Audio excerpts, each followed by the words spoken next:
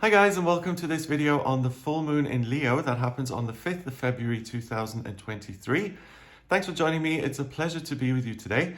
The chart you see next to me here, that's a snapshot of the sky at the moment this full moon will take place.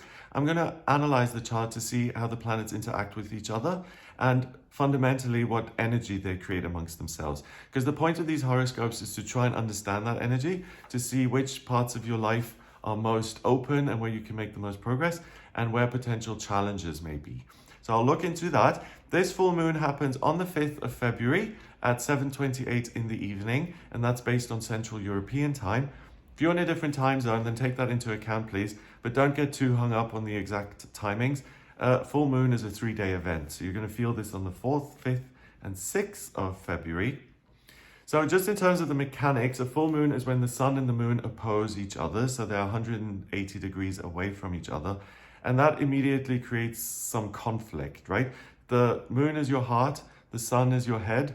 So they're kind of in a face-off, they're opposing each other. So something needs to be reevaluated. Something is kind of incongruous. So that in itself, to me, just opens up room for discussion. If you have a full moon in your chart, if that's when you were born, during the time of a full moon, people have larger than life personalities. And it makes sense because the moon is kind of giving all this energy away. So if you're receiving all of that at the time of your birth, then you have more energy than most. So this one particularly is in Leo, so it's very fired up, and it is about the identity and how you feel about yourself.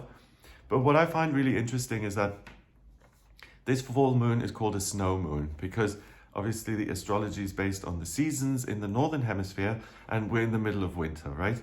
But this moon in Leo is a fire moon. Leo is ruled by the sun. Leo falls mostly in the month of August. So it's really on the other side of the year. And the mental image I'm getting from that is really just charming to me. It's the snowy landscape and this tiny little flame existing all alone in this frozen environment. And it really talks to me about appreciating how hard you work, who you are, that you do contend with lots of changing circumstances and environments all the time. And to me, it's really an image that says, be nice to yourself, honor your passions, what you're enthusiastic about, and give yourself a bit of a break. Like, what are the things that are fun that you enjoy? Maybe look into those. And fundamentally, I feel it's recognize and acknowledge how hard you work, how far you've come, and that you do this by yourself. So it's really this moment of insight where you see yourself, you catch a glimpse of your real self, and you're like, good job, I like that. So if you kind of give yourself a hard time with self-criticism, you're constantly in your own case, this is a moment to enjoy and to celebrate yourself, your life. So the sun is at 16 degrees in Aquarius. The sun is the identity you're moving towards. It's what you would like to be on a conscious level. And the sun in Aquarius is very much associated with the humanitarian, the teacher. Aquarius is an air sign, so it's about connection, it's about communication, learning, broadening your horizons. It's also about innovation, looking at the future and how you can make it better. Aquarius is lovely because it says, okay, there are so many ideas out there. I'm going to engage with that, and I'm going to come up with my own solutions. I'm going to come up with my own new ideas that I'm going to add to the conversation. So it's very much about the greater good. It's the human family and saying, I'm part of that, and what can I do to make it better for myself and everyone else? So it's very earnest about that. At 16 degrees, 1 and 6 is 7, and 7 in numerology is the mind and creativity. So this sun, I feel, gives you a wonderful sense of open-mindedness, a willingness to reevaluate your own ideas, to say, okay, this is what I've been thinking for a number of months or years. Is this still valid? So there's this wonderful objectivity when it comes to your own beliefs, your own perspective on things, and most importantly, there's this innate willingness to change, which I think is beautiful. Then the moon on the other side, also at 16 degrees. The moon in Leo is to me, it's like the sun in the tarot. The moon is really what makes your heart kind of come alive, right? And Leo is very much about enjoying the good life, getting in touch with your inner child, and living a life that's kind of not so heavy and full of burdens. It's about, I'm alive right now and that's enough. It's this wonderful simplicity and joy.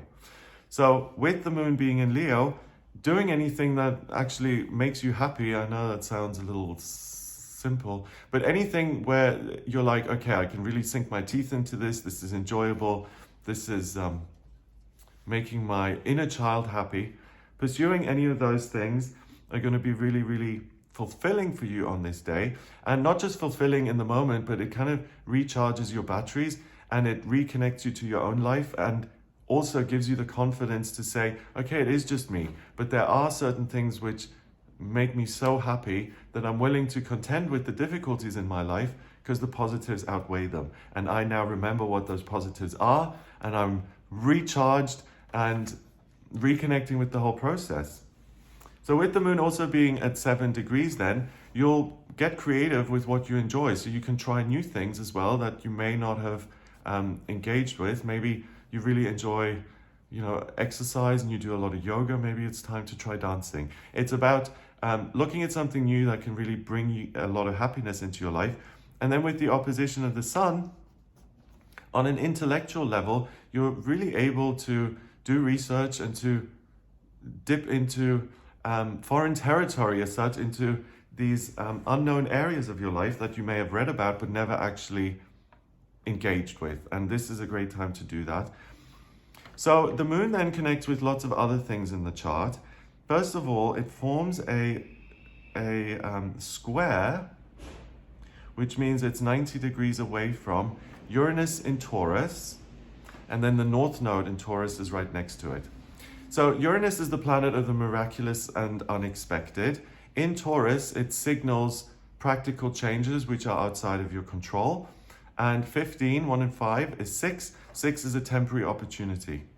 So what that says to me is that you reconnecting with your own happy space allows you then to, again, have the confidence to make changes in your practical life, to say, okay, not everything needs to stay as it is. I'm not only here to preserve, I'm here to innovate, and I'm here to make changes happen and to engage in that process with a sense of optimism, as in change is a good thing. It's not something I need to be afraid of.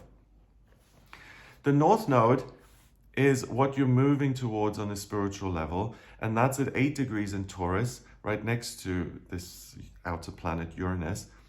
So with the North Node being in Taurus, it says, I want to get to a solid place where I can express my own strength and own power, possibly through change, but ultimately what I'm aiming towards is to create an environment, a life for myself that I enjoy, that I'm happy with, and where I feel content. So it's really interesting because it's kind of oscillating between, okay, I want simplicity and just to make my inner child happy. And then this really serious angle that says, do you know what? By making yourself happy and on this day recharging your batteries and allowing yourself to play, that's what leads to positive change. Not only research and hard work and talking to others, but these images or these certainties about what you want in future, they come about when you're in a good spot, when you're creative, when you feel alive. So I always say, when you start something, if you're starting it under duress or with there's a difficult feeling involved, or you're starting something with a sense of ease and joy, that initial feeling permeates the entire project or business or choice. So with this, it's saying there's an amazing opportunity for you to get in touch with your true self, and that will then lead to understanding certainties, you making plans for the future that will actually serve you and that won't let you down. The moon then also forms a trine with Chiron at 12 degrees in Aries. Chiron is the wounded healer. In Aries, it's very much about this sense of, I need to do something on my own here. I need to decide for myself if I want to be healed, if I want my life to be enjoyable. 1 and 2 is 3. 3 is about communication and new beginnings.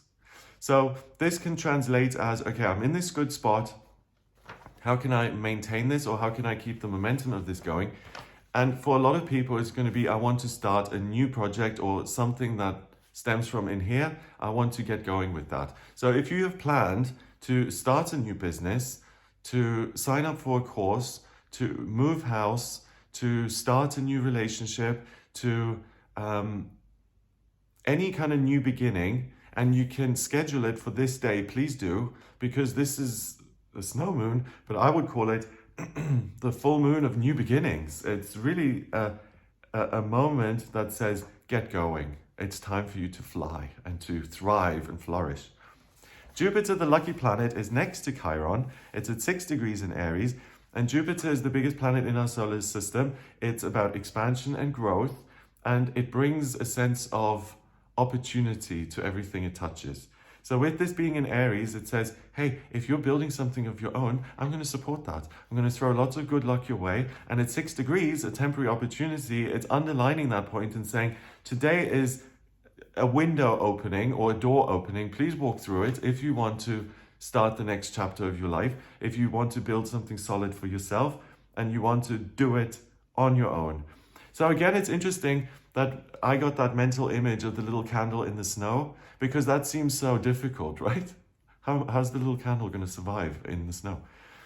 But Chiron and Jupiter are encouraging you. They're saying it doesn't matter that you're starting in this small spot. If you continue to believe in yourself, despite what's going on in your life, and you build the thing that you love, we're going to support you with everything we've got. This whole project is going to be healing and fulfilling for you. So please do it. Keep going. Wow, I love these kind of things. They just come out of nowhere and it's like so supportive. The moon then also quincunxes the descendant and the part of fortune. The part of fortune is something that I add into the chart. It's not an actual planet. It's like a part here. But it symbolizes the part of the energy that is likely to work most easily and most successfully, and the thing in the day that's going to give you the least problems, right? And next to the part of fortune, we've got Venus, the planet of love, beauty, and creativity. And then we have the higher octave of Venus, Neptune, the outer planet of love and dreams and intuition and the unconscious. They're all in Pisces. So with the part of, start with the part of fortune. Yes, Greg, do it. 14 degrees in Pisces, spiritual freedom. The thing that you have this confidence and this self-belief, it's not just you being in a physically good place or suddenly everything clicks and you're like, yes, my inner child. It's because on a spiritual level, you're incredibly connected, and that's where the love comes in, and that's then translated into love for yourself. So spiritual freedom, if you struggle with spirituality, if you're like, oh, I've been told to meditate, but I really can't be bothered because it drives me up the wall and I'd rather watch television. But on some level, I do want to have a spiritual connection and try it. This is a fabulous day to try meditation or any kind of spiritual practice, chanting, Nam Myoho Renge Kyo, yoga, anything where you feel like there's more, there's something to it. Try it again on this day. It's very likely that you do have this breakthrough. With Venus being at 12 degrees in Pisces, it's saying, please start a new relationship with me, says the universe. Please connect with me. I'm here. Let's have a dialogue here. Let's have a discourse. But also, Venus in Pisces encourages you to start new relationships with new people in your life and to open up to the possibility of someone new coming in. Neptune then at 23 degrees in Pisces, another 5, 2 and 3 being 5. Spiritual freedom, you have freedom in terms of your own guidance. It's so crystal clear that it encourages you, but it also gives you a sense of self-reliance. My higher self says, which I'm going to do, so I don't really need to have all the details because I feel the certainty. It totally outweighs anything that may be difficult or that you then have to do. Wow. I'm just thinking, I'm getting like an angel swooping down, like a visitation. So what that means to me then, if I'm going to interpret that, is the universe is extending itself. It wants you to make a fresh start here. So if you feel stuck in your life, everything's got stagnant, everything's flat and dull, and you're like, ugh, I'm over it. This is the chance to crank it up again and to do something that you're invested in. Wow. I'm getting really excited about this because it's so positive. And when it's this positive, like it's almost over the top positive, I always feel like there's a really significant opportunity here then that's important not to miss. The moon opposes the sun. I've mentioned that. And those are the relationships it forms with other things.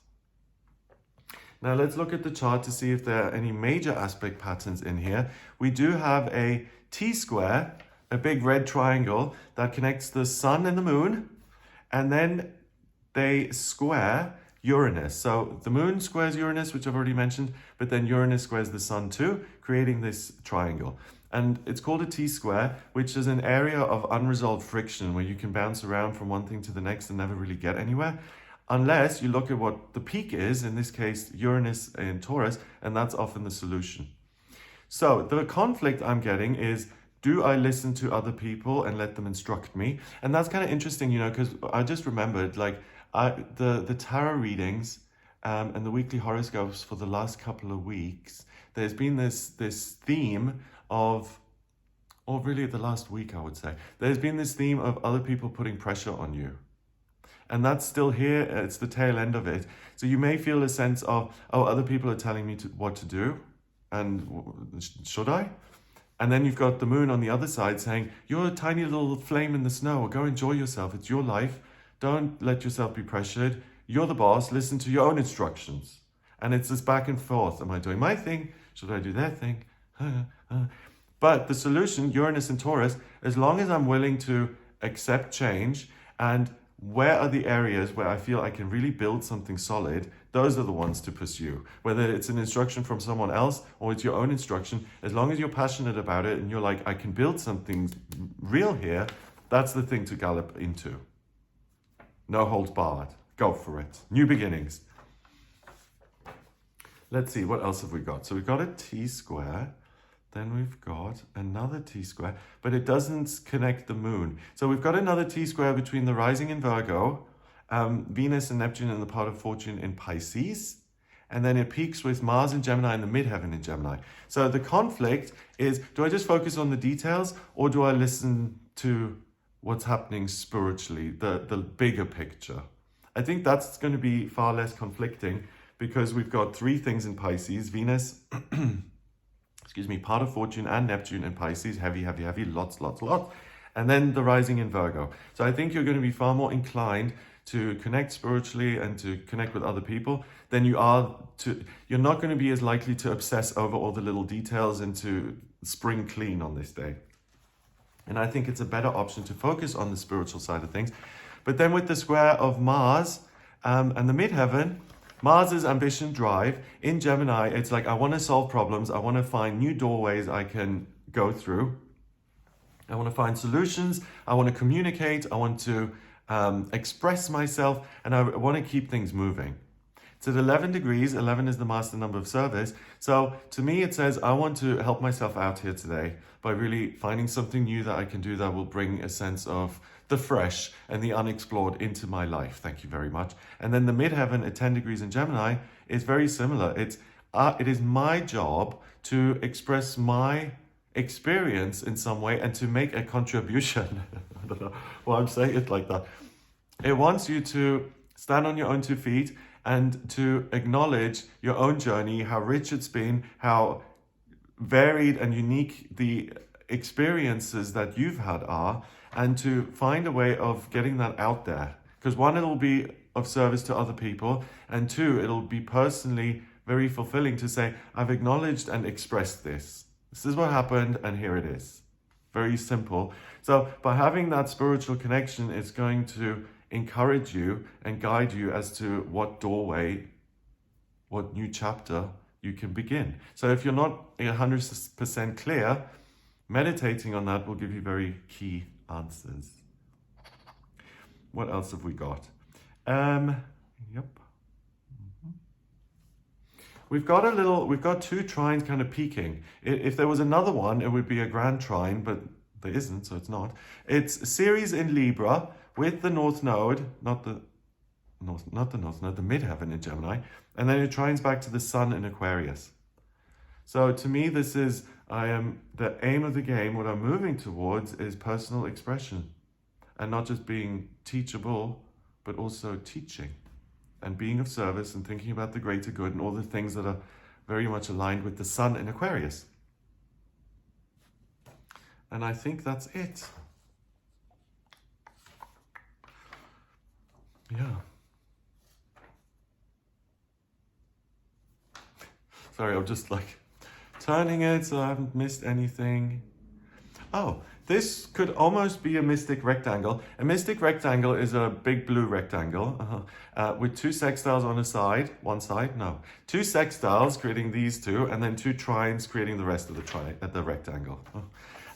One of the sides is missing, so it doesn't technically count, but I'm finding it interesting. It connects the rising in Virgo with Uranus in Taurus, then Venus in Pisces, and the South Node in Scorpio. So it's water and earth. It's balance between what I feel and what I then do with it in a practical sense. You can manifest your hopes and dreams on this day by starting something new. That's the mystical experience, or that's the mystical opportunity that's available to you on this day. There we go. Strongest mode is mutable, so I'm willing to change. I want to change. Change is good. And the strongest element is air. I think, I assess, I express the things that my inner child wants, and there we go. Yeah. So if something doesn't make sense, read up on it, listen to your intuition. You'll have a lot more answers by the end of this day than you had starting it. Okay, so I hope that gives you something to go on. If you would like a personal reading with me, please get in touch via my website. It's gregoryscott.com. On the front page, click on book your reading to audio reading with me. In my personal readings, I'll draw up a chart just like this one by taking your date of birth, your time of birth, and your place of birth.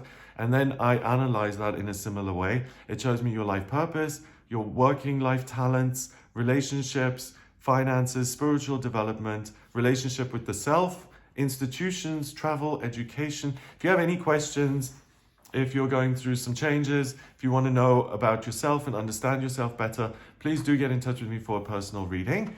I also use the tarot, numerology, and my intuition when I do these readings, and I combine all four things.